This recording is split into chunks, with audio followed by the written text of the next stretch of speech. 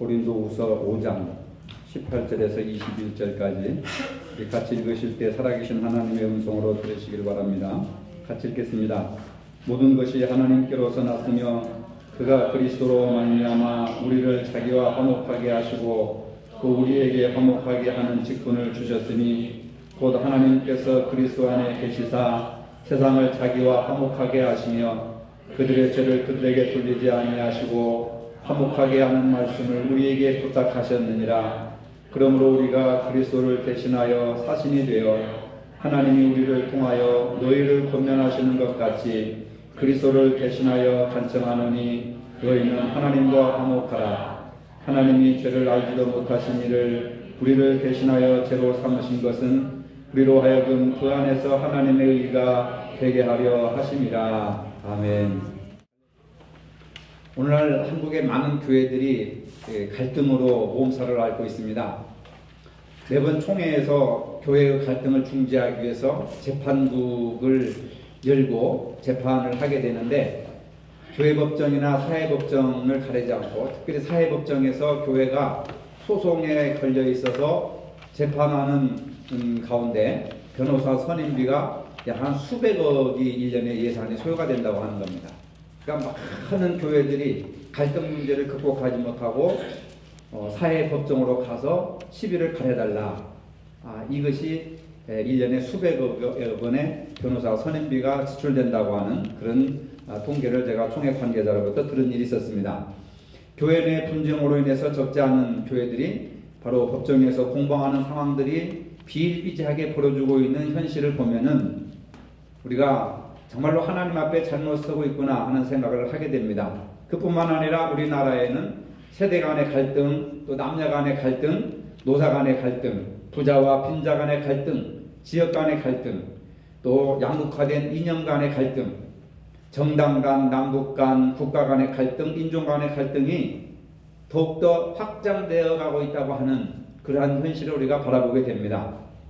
이러한 상황에서 총회에서 사회와 한국 사회 안에 내재해 있는 이 갈등들을 극복하고 복음으로서 새로워지는 삶을 살기 위해서 작년 제100회 총회에서 총회 주제를 주님 우리로 화해하게 하소서라고 결정을 했습니다. 갈등의 상대 개념인 화해가 우리 교단의 주제요 2016년도 여름 성경학교 총 주제가 바로 주님 우리로 화해하게 하소서라고 하는 주제입니다. 이는 갈등을 그치고 화해하고 또 주님의 평강을 이루는 것이 무엇보다도 급선무임을 강조하기 위한 그러한 고육지책이라고 이야기할 수가 있습니다. 성경에 나오는 화해와 관련된 단어로는 화목, 평화, 화평, 평강 이런 낱말로 이렇게 쓰여져 있는데 화해라고 하는 것은 싸우는 것을 멈추고 서로 가지고 있던 안 좋은 감정을 풀어내는 상태, 화목이라고 하는 것은 서로 뜻이 맞고 정다운 상태로 나아가는 것, 평화라고 하는 것은 일체의 갈등이 없는 평안한 상태, 또 화평이라고 하는 것은 화목하고 평안한 상태, 평강이라고 하는 것은 걱정이나 싸움이 없는 상태, 이런 뜻으로 쓰여지고 있는데 결국은 뜻은 다 같은 내용이라고 볼 수가 있습니다. 화목이나 평화, 화평, 평강은 싸움이 없는 상태를 의미한다고 한다면 화해라고 하는 것은 싸움을 멈추고 갈등의 상태를 풀어내는 그런 과정을 나타내는 것입니다. 로마서 12장 18절에 할 수 있거든 너희로서는 모든 사람과 더불어 화목하라. 이 화목하게 하는 것이 이게 사람의 힘으로 안 되는 겁니다. 사람의 의지로 안 된다는 거예요. 그래서 바울도 할 수 있거든 가능하면 그거예요. 할 수 있거든 가능하면 인간의 힘으로 뜻대로 안 되지만 할 수 있으면 모든 사람과 더불어 화목하게 지내라. 할 수 있으면 바울도 그렇게 더 이상 얘기를 못하는 겁니다. 오늘 본문에도 보면은 우리를 자기와 화목하게 하시고 우리에게 화목하게 하는 직분을 주셨으니 자기와 화목하게 하고 화목하게 하는 직분을 주셨으니 하나님께서 그리스도 안에 계시사 세상을 자기와 화목하게 하시며 화목하게 하는 말씀을 우리에게 부탁하셨느니라. 짧은 본문에서 화목이라고 하는 말을 계속해서 강조하는 것을 보면은 이 화목이라고 하는 것이 얼마나 중요한 것인가, 그리고 얼마나 복음서에서 또는 바울서 신서에서 차지하는 비중이 높은가 강조할수록 중요하다는 거 아니겠습니까? 그래서 이러한 모든 것들을 보면은 화해하게 하소서라고 하는 것이 우리 안에 있는 그런 갈등과 그 다음에 국가 간의 어떤 공동체가 겪는 갈등의 문제가 얼마나 심각한지 모릅니다. 파리에서 일어난 테러 사건, 뭐 이런 전 세계적으로 일어나는 이런 모든 테러나 이런 어려움 이런 것들이 전부 갈등 관계에서 종교 간의 갈등, 이념 간의 갈등, 인종 간의 갈등 이런 갈등이 빚어낸 결과물이에요. 이제는 너만 죽는 것이 아니라 너도 죽고 나도 죽자, 나도 죽고 같이 죽자 그겁니다. 불특정 다수와 함께 같이 죽자는 거예요. 같이 죽자고 하는데 무슨 해답이 있습니까? 그거 참 무서운 거죠. 나도 죽을 테니까 같이 죽자 하고 그냥 폭탄 테러를 하는 거예요. 이게 전부 이념 간의 갈등, 종교 간의 갈등의 결과라고 볼 수가 있는 것입니다. 오늘 우리는 가정이나 교회나 사회나 민족이나 전 피조물들이 화해를 간절히 요청하고 있는 시대에 살아가고 있습니다. 많은 가정들이 폭력에 시달리고 있습니다. 화목해야 할 교회가 서로 소송하고 파목을 대립하고 있습니다. 한국 사회의 양극화 현상은 날로 첨예화되어 가고 이제는 폭발 직전에 있습니다. 우리 민족은 남북으로 나뉘어서 동족 간에 전쟁을 치른 경험이 있는 민족이라 서로 무기를 앞세우고 언제 폭발할지 모르는 풍전풍화와 같은 위기에 처해 있는 것이 바로 남북 간의 관계라고 여러분들이 더 잘 아실 것입니다. 정전 상태가 아니라 휴전 상태라고 하는 겁니다. 언제 어디서 또 전쟁이 발발할지 우리는 아무도 예측할 수가 없다 그 말입니다. 인간의 지나친 욕심으로 자연 생태계가 파괴되어 가고 있습니다. 이제는 자연이 더 이상 인간의 억압에 또 파괴에 견디지 못하고 인간을 향해서 공격해 오고 있는 것입니다. 가뭄과 태풍과 온갖 자연재해가 바로 자연이 인간에게 복수하는 그러한 이상현상이 나타나고 있는 것을 우리가 목격할 수가 있습니다. 이 같은 갈등의 현장 가운데 주님의 평화가 임해야 할 것이고 우리 기독교인들이 바로 화해의 전달자가 되어야 한다고 하는 것이 말씀의 요지라고 하는 겁니다. 성경에 나오는 화해의 개념을 크게 셋으로 나눌 수가 있습니다. 하나님과 인간과의 화해, 인간과 인간과의 화해, 그 다음에 인간과 자연과의 화해. 그래서 우리는 아직까지 인간과 자연과의 화해는 좀 생소한 개념이고, 그래서 저는 이것도 중요하지만은 이번 수련을 통해서 자신과 자신과의 화해, 그 다음에 자신과 이웃과의 관계의 화해, 이 자신과 자신과의 화해, 이웃과의 화해는 하나님과의 화해가 먼저 선행될 때 가능하다. 여러분들에게 자연과의 화해를 얘기하기는 아직 시기상조인 것 같습니다. 너무 어려운 개념이고 그리고 무슨 얘기인지 잘 이렇게 확 들어오지 않는 그런 어려운 개념이기 때문에 원론적인 것만 얘기하도록 하겠습니다. 첫째로 하나님과 인간의 화해라고 하는 겁니다. 총회에서 주제 해설을 하는 그 틀을 여러분들에게 간단하게 소개를 하는 겁니다. 하나님과 인간의 화해. 구약에서 하나님과 인간의 관계는 창세기 1장, 2장에 나타나는 그런 아름다운 관계였습니다. 하나님이 온 우주 만물을 창조하시고 보시기에 심히 좋았더라 했는데 그 보시기에 심히 좋았더라고 하는 말씀이 창세기 1장, 2장에 왔다가 나중에는 창세기 3장에 와서는 그 보시기에 심히 좋았더라고 하는 것이 깨어지게 됩니다. 무엇 때문에 깨지게 됩니까? 아담과 하와가 하나님의 말씀에 불순종하기 때문에. 결국 그 불순종이라고 하는 것은 뭐냐면 하라고 하는 것을 하지 않고 하지 말라고 하는 것을 한 것에 대한 그것이 하나님의 말씀에 대한 불순종이고 결국은 먹지 말라고 한 것을 따먹은 인간의 탐욕, 인간의 욕심이라고 하는 겁니다. 그러니까 하나님과의 관계가 단절된 것도 인간의 욕심이라고 하는 거예요. 여러분, 왜 우리가 하나님의 말씀에 순종하지 못합니까? 인간의 욕심 때문에 그런 거예요. 왜 이웃을 사랑하지 못합니까? 왜 이웃과 화해하지 못합니까? 내 욕심 때문에 그런 겁니다. 탐욕 때문에 그렇습니다. 왜 전쟁을 일으킵니까? 집단적인 국가의 탐욕 때문에 그런 거예요. 부자와 가난한 자의 양극화 현상이 왜 일어납니까? 경제적인 탐욕이에요. 사회적인 소외계층이 왜 일어납니까? 사회적인 탐욕이에요. 모든 것들이 바로 이 인간의 욕망, 욕심이라고 하는 겁니다. 그래서 욕심이 잉태한즉 죄를 낳고 죄가 장성한즉 사망을 낳느니라. 모든 하나님과 관계, 이웃과의 관계, 자연과의 관계 속에서 가장 크게 자리 잡고 있는 것이 바로 인간의 욕심이라고 하는 거예요. 아담과 하와의 욕심으로 인해서 하나님의 말씀에 순종하지 못하고 사탄의 말에 순종하여서 하나님 앞에 저주를 받아서 보시기에 심히 좋았던 하나님과의 관계와 인간의 관계가 파괴되어 가고 있다고 하는 것. 그게 바로 창세기가 우리에게 말씀하고자 하는 겁니다. 그 인간의 탐욕으로 말미암아 하나님과의 관계가 깨어졌죠. 인간의 관계가 깨어졌죠. 그 다음에 자연과의 관계가 깨어지지 않았습니까?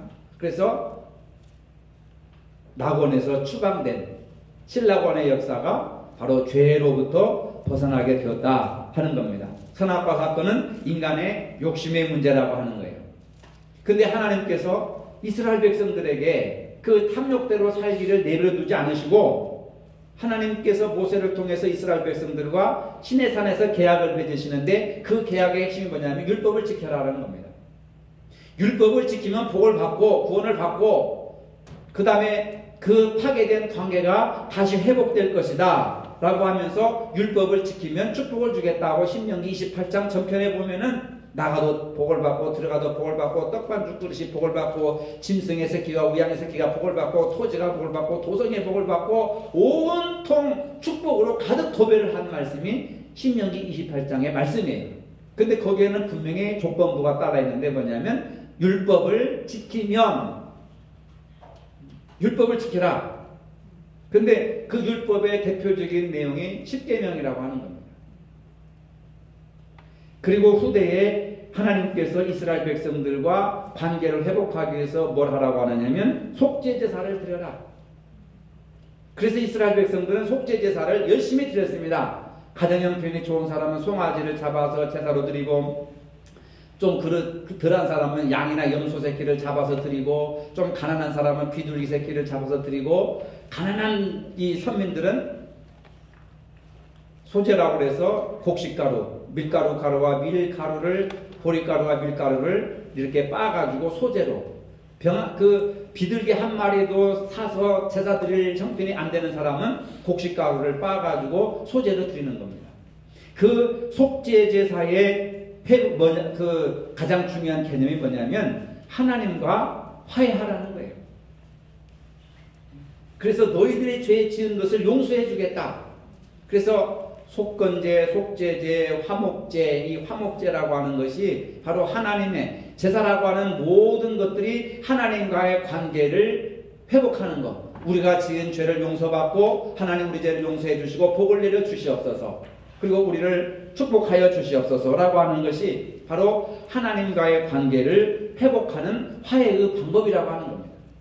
오늘 여러분들이 교회 나와서 헌금을 드리고 예배를 드리고 봉사하고 헌신하고 충성하는 게 이게 화해의 제물이라 그 말입니다. 화목제물이라 그겁니다. 하나님 일주일 동안 지은 죄를 용서하여 주시옵소서. 지난날의 모든 죄를 용서하여 주시고 사하여 주옵소서. 여러분들이 하나님 앞에 나와서 용서를 구하는 하나님과 화해하는 방법이 바로 오늘날에는 예배의 형태로 나타나게 된다라고 하는 거예요.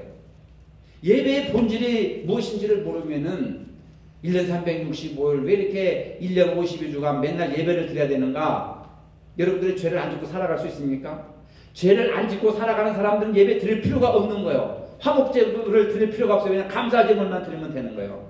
근데 우리는 부족하고 연약한 인간이라 하루에도 수십 번씩 죄를 짓잖아요. 그렇기 때문에 하나님 앞에 물질로 그 다음에 봉사로 몸으로 헌신으로 우리가 하나님 앞에 나와서 죄를 사해달라고 화목제물, 화해제물, 용서를 구하는 예배를 드릴 수밖에 없는 거예요. 율법과 제사의식을 통해서 이제는 욕심대로 살지 말라고 하는 하나님의 명령이 율법 준수와 제사의식을 통해 들어있다 이 말입니다.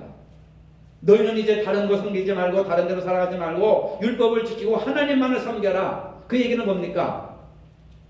뱀의 음성 따라가지 말고 사탄의 음성 듣지 말고 오직 하나님의 음성을 듣고 하나님 앞에 나와 제물을 드림으로써 화해하고 용서받고 하나님과의 관계를 새롭게 하자.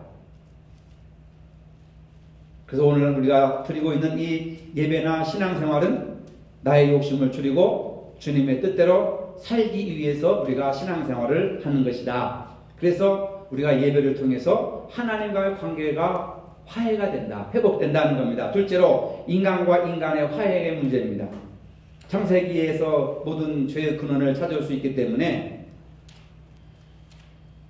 그리고 창세기 33장에 나오는 야곱의 이야기, 오늘 우리 주일학교 학생들에게도 형 에서와 화해하는, 공교롭게도 같은 텍스트가 딱 맞아가지고 화해에 대한 이야기를 했는데, 야곱과 에서와의 화해, 그리고 창세기에 나온 요셉과 형제들과의 화해 이야기가 기록되어 있지 않습니까?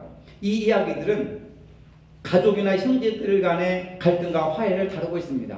구약에서는 먼데 사람들과 갈등과 무슨 범인 싸움이 있질 않아요. 꼭 그 공동체 안에서 부족들끼리, 가족들끼리, 시족들끼리, 가까운 데 있는 사람들끼리 갈등이 일어나는 거예요. 그 성경에도 뭐라고 그랬습니까? 자기 집안 식구가 원수라 그랬어요. 자기 집안 식구가 원수라. 그러니까 야곱과 라반도 가까운 친족이죠. 야곱과 에서도 형제가 아니죠. 요셉과 그 형제들도 한 가족 아닙니까? 그 갈등 관계를 다루고 있는 겁니다. 갈등의 원인은 재산으로 인한 오해와 불신, 자기의 이익을 위해 형제들을 속이는 행위, 자식들 간의 질투를 유발하는 부모의 편애. 누구 이야기인지 알겠죠? 야곱과 에서와의 이야기, 그 다음에 요셉의 이야기, 그런 것을 다 이야기하고 있지 않습니까? 이 여러 가지 이야기들은 화해의 방법을 이야기하고 있는 거예요. 구약에서 말하는 화해 관계는 첫째로 인간과 인간이 화해를 하기 이전에 하나님과의 관계 회복이 먼저 있어야 된다는 거예요. 화해에 앞서서 하나님을 만나는 경험이나 하나님의 명령에 대한 순종이나 하나님께 회개하는 그런 것들이 먼저 이루어져야 된다. 그래서 자신과의 화해를 하기 전에, 또 이웃과의 화해를 하기 전에 먼저 누구와 화해를 해야 돼요? 하나님과의 화해를 먼저 해야 된다. 바로 그것을 이야기할 수 있는 것입니다. 하나님 앞에서 자신의 모습, 사회적 지위를 내세우거나 자신의 힘을 과시하는 태도 등을 버리고 하나님 앞에 발가벗은 몸으로, 하나님, 나는 이러한 인간입니다. 나는 이러한 사람입니다. 자신의 연약함을 파악할 때 하나님 앞에 무릎 꿇게 된다, 그 말입니다. 형 에서와 화해하기 위해서 야곱은 사랑하는 처자식과 모든 재물을 다 보내고 하나님 앞에 핀털터리로 무릎 꿇고 야복강에서 기도하지 않았습니까? 밤새도록 기도하면서 천사와 씨름하다가 한도뼈가 부러지는, 네? 그러한 어떤 자기가 붕괴되고 자기가 깨어지는 그러한 아픔과 하나님 앞에서 자신이 완전히 깨어지고 부서지는 그러한 과정이 없이는 에서와의 관계가 회복될 수가 없는 거예요. 물질과의 관계가 회복될 수가 없는 겁니다. 그래서 야곱은 야복강가에서 천사와 씨름하면서 하나님을 만나는 경험을 하게 된 겁니다. 환도뼈가 부러졌다고 하는 것은 자아 정체성이 깨졌다는 거예요. 자기가 완전히 죽었다는 겁니다. 자기 힘대로 살 수가 없다는 겁니다. 뼈가 튼튼해야 힘을 쓰는 거지, 환도뼈가 부러졌으니 무슨 힘을 쓸 수가 있습니까? 하나님을 의지할 수밖에 없는 거예요. 이 경험에서 하나님은 야곱을, 이제는 내 이름이 야곱이 아니라 이스라엘을 하겠다. 야곱이라고 하는 이름이 욕심쟁이라는 거예요. 욕심 때문에 네 인생이 이렇게 힘들게 살아왔는데 앞으로 그 욕심을 가지고 또 더 살겠느냐? 형 앞에 가면 너는 당장의 죽임을 당한다. 그러니까 욕심을 버리고 이제는 야곱이라고 하는 이름을 버리고 이스라엘, 하나님의 사람, 하나님의 백성이라고 하는 이름을 가지고 살아라. 하나님이 이름을 바꿔주신 줄로 믿으시길 바랍니다. 이름을 바꾼 것은 계명을 한다고 하는 의미가 아니라 야곱의 인격과 성품, 정체성, 욕심으로 살아온 모든 것들을 전부 버리겠다는 거예요. 여러분, 우리가 세상에 아무것도 아닌 우리들을 하나님이 거룩한 성도로, 목사로, 장로로, 권사로, 집사로 이름을 바꿔주신 거 아니겠습니까? 근데 왜 아직도 우리는 욕심을 숭배하고 욕심이 내 힘이 되고 능력이 되고 나를 주장하는 힘이 되어서 아직도 하나님과 대적하면서 불화하면서 이웃과 불화하면서 세상과 불화하면서 우리가 살아가고 있는가? 바로 이런 문제들을 해결하기 위해서 금년에 전교인 수련회를 제가 개최를 하는 겁니다. 하나님과 한 화해를 하기 전에 내 자신과 화해, 그 다음에 이웃과의 관계, 내게 문제가 뭐가 있는가? 나는 왜 불행한가? 교회를 다녀도 왜 행복하지 못하는가? 우리들의 여름 이야기를 나눠보고자 하는 것입니다. 남을 속이면서까지 자신의 욕심을 채우려는 야곱이라고 하는 옛사람의 모습을 깨뜨려버리고 하나님의 통치를 바라보는 이스라엘이라고 하는 새로운 사람으로 거듭난 겁니다. 둘째로 하나님을 만난 사람은 화해를 위해서 적극적인 자세를 취하는 것입니다. 에서를 만난 야곱은 쩔뚝거리면서 에서를 찾아갔잖아요. 화해의 대상인 형에게 진심으로 용서를 구했습니다. 자신을 마치 종처럼 여기면서 7번씩이나 절을 합니다. 절을 한다고 하는 것은 종이 상전에게, 신하가 왕에게 절을 하는 의미예요. 하나님이 야곱을 변화시켜 주시니까 형에게 절을 하고 싶은 생각이 드는 거예요. 7번 완전히 완벽하게 절을 하고 에서를 자신의 주인님이라고 불렀으며 형의 너그러움을 구했고 그 다음에 형님을 보니 하나님의 얼굴을 보는 것 같이 기쁩니다. 자랑스럽습니다. 영광스럽습니다. 여러분, 남편의 얼굴이 하나님 얼굴로 보입니까? 안 보이죠? 목사의 얼굴이 하나님 얼굴로 보입니까? 안 보이잖아요? 장로님, 권사님 얼굴들이 하나님 얼굴로 보입니까? 안 보여요. 왜 그렇습니까? 불화한 상태가 여전히 남아있는 거예요. 앙금이 남아있는 거예요. 미움과 분노가 남아있는 거예요. 그러니까 원수 같은 화상이라고 하잖아요. 저 화상, 저 왼수 같은 인간. 더 나아가서는 저 사탄의 자식. 남편을 보고 사탄이라고 하고 자식을 보고 사탄의 새끼라고 하고 그런 저주 같은 비슷한 일들을 우리가 하지 않습니까? 그리고 자신의 재산을 스스로 노력한 결과가 아니라 하나님의 선물이라고 고백하면서 그 재산을 형과 나누겠다고 제안을 합니다. 이게 하나님과 화해한 야곱의 모습이에요. 하나님과 화해가 이루어지니까 형과 화해는, 이웃과의 화해는 자동적으로 이루어지는 겁니다. 욕심이 없어지는 거예요. 자존심도 없어지는 겁니다. 절을 합니다. 형님의 얼굴을 하나님의 얼굴로 떠받들어 우러러 존경합니다. 그리고 내 재산은 내 것이 아니라 하나님이 주신 선물이기 때문에 형님에게 주겠습니다. 초대교회에 성령 충만한 그 사도행전에 나오는 유무상통의 그 정신들이 여기에 들어있는 거예요. 지난날의 잘못을 용서해달라고 하는 야곱의 간절한 마음을 나타내는 것으로 자신의 자존심과 욕심을 버릴 때 가능하게 된다고 하는 거예요. 그래서 하나님과 화해를 경험한 야곱은 적극적으로 화해의 전달자가 되었다. 이게 믿는 자의 모델이라고 하는 겁니다. 세 번째로 인간과 자연의 화해. 창세기 3장에 나오는 인간의 타락 이야기는 인간과 자연의 관계가 깨어졌다고 하는 것을 볼 수가 있습니다. 인간의 욕심으로 피조물과 뱀과 땅이 저주를 받았습니다. 땀을 흘려 농사를 지어도 가시와 엉겅퀴를 수확할 뿐입니다. 기근과 지진과 그 다음에 메마름과 굶주림이 계속되고 있는 것을 보게 됩니다. 이것은 바로 하나님과의 관계, 그 다음에 이웃과의 관계가 파괴되니까 자연과의 관계도 파괴가 되고 사람이 죄를 지으니까 자연도 재앙을 당하는 거예요. 무서운 거잖아요.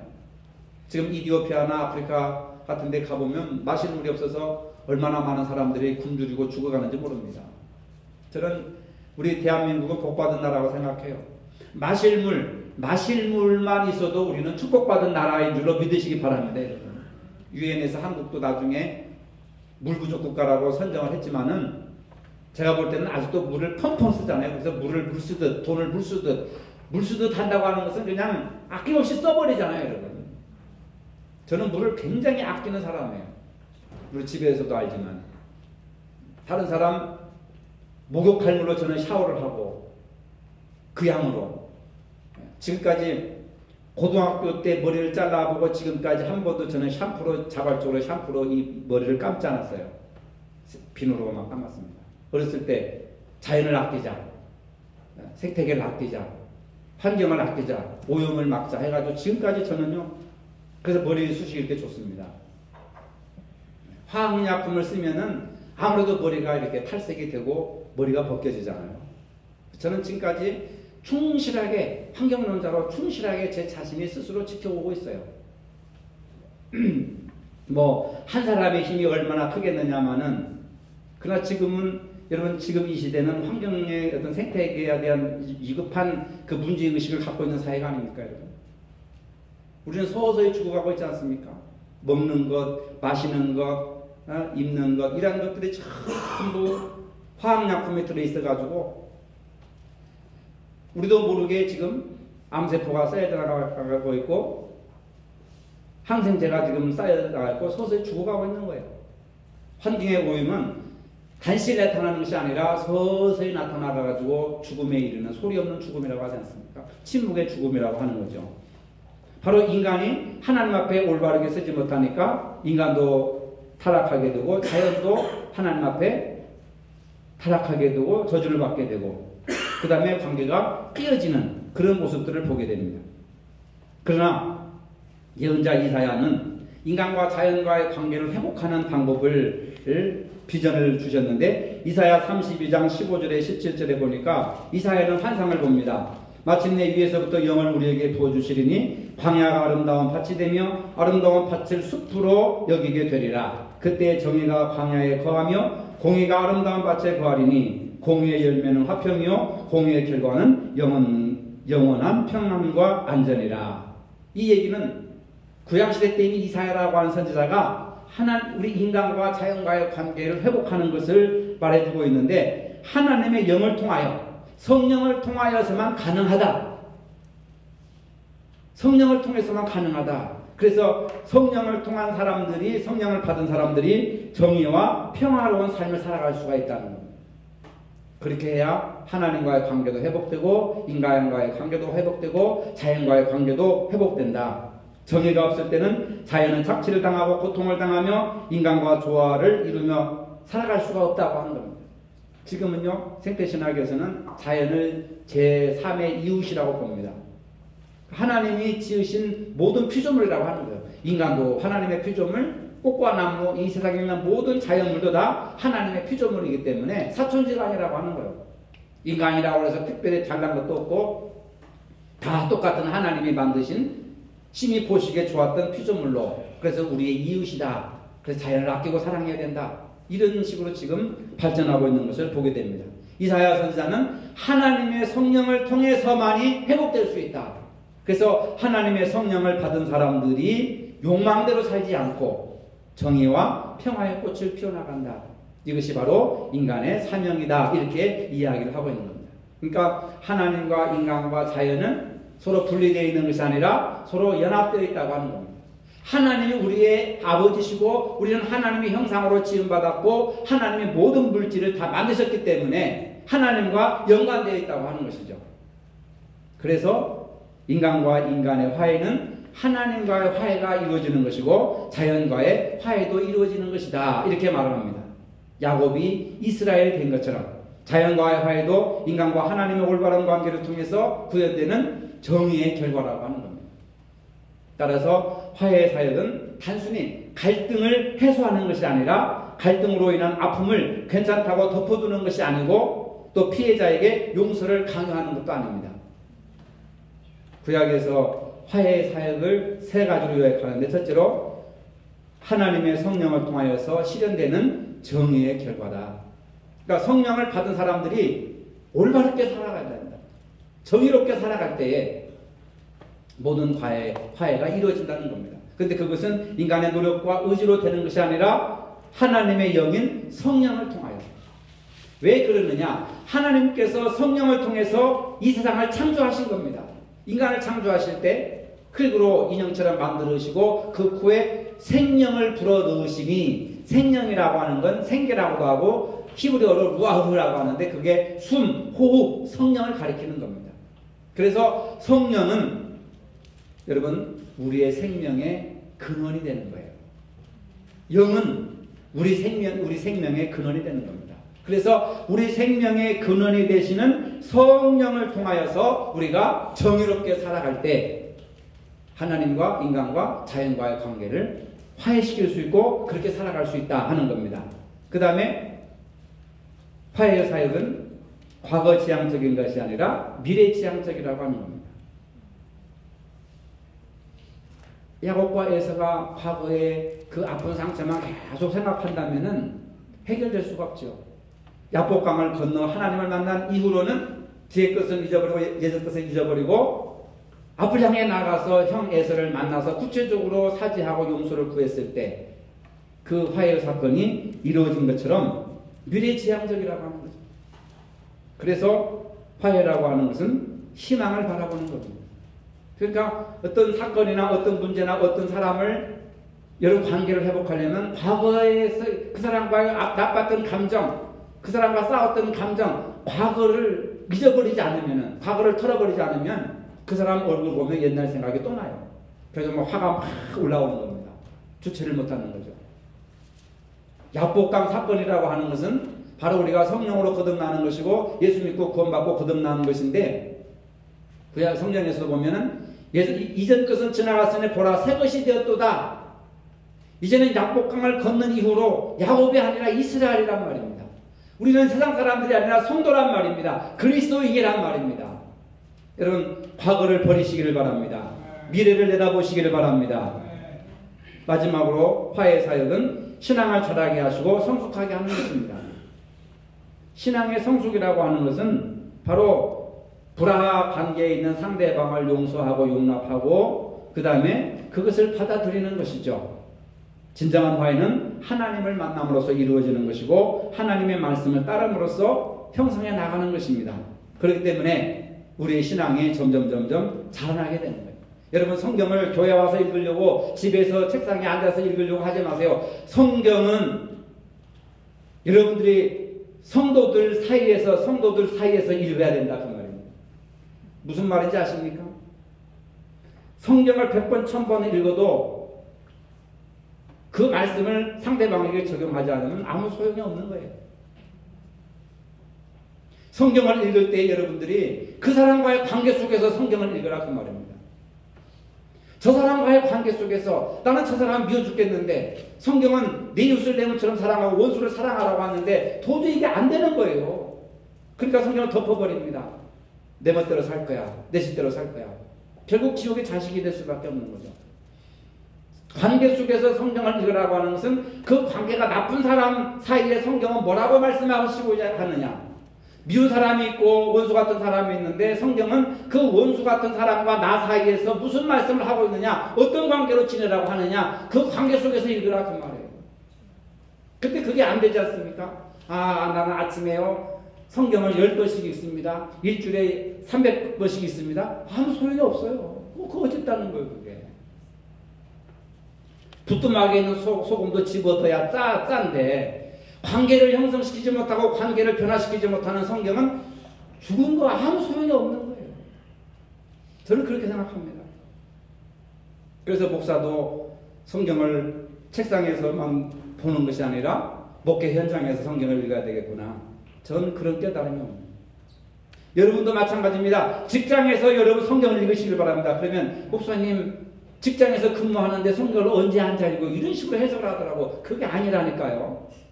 직장에서 불화한 사람, 기분 나쁜 사람, 미운 사람 있으면 그 사람과 나와의 관계 속에서 성경을 다시 읽어보라. 뭐라고 말씀하냐? 죽이라고 말씀하느냐? 때리라고 말씀하느냐? 쫓아내라고 말씀하느냐? 그 사람을 수용하고 덮어주고 용서하고 이해하라. 그러면 그렇게 실천하면 그 사람 속에서 관계 속에서 성경을 읽어나가는 거예요. 여러분 믿으시면 아멘 하시기 바랍니다. 이게 부족한 거예요. 우리가 성경은 집에서만 읽고 점심시간에만 읽고 저녁에만 읽고 무슨 의미가 있겠어요? 한국교회가 성경을 몰라서 이렇게 추락하고 있습니까? 한국교회 교인들이 성경을 봐서 이렇게 범죄인으로 되어 있습니까? 성경을 너무 알긴 아는데 잘못 해석하기 때문에, 잘못 적용하기 때문에 바로 그런 거예요. 주님 우리로 화해하게 하소서라고 하는 총회 주제에 따라서 금년 우리 교회에서는 23일 토요일 오후 3시 30분부터 저녁 8시 30분까지 전교인 수련회를 실시하고자 합니다. 이번 수련회를 통해서 우리들의 여름 이야기를 해보려고 합니다.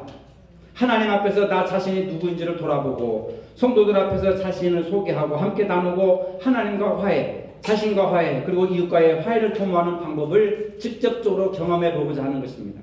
자신을 돌아봄으로 진정한 화해를 이루고 행복한 신앙생활의 방법을 함께 고민해 보고자 하는 것입니다. 또 이 행사에 빠짐없이 참석해 주시기를 바랍니다. 여러분, 모든 권사님들 다 참석하셔요. 다 참석하셔서 이제는 우리가 더 이상 위기로 바닥으로 떨어질 수가 없다. 이제 우리는 살아야 된다. 우리가 살아야 되고 내가 살아야 되고 내 가정이 살아야 되고 교회가 살아야 되지 않느냐.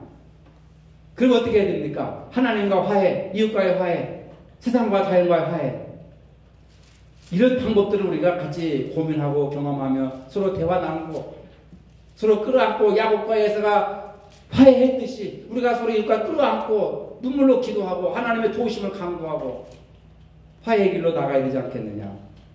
화해의 주제는 오늘 우리 자신을 발견하고 나아가 행복한 삶을 살기 위한 하나님의 부르심입니다. 이런 기회를 통하여서 야곱이 이스라엘로 변화된 것처럼 우리 모두 새로운 변화를 모색하는 일에 여러분들이 동참해 주시기를 부탁을 드립니다. 걸어가신 주님, 우리가 화해하는 삶을 살게 하여 주시옵소서.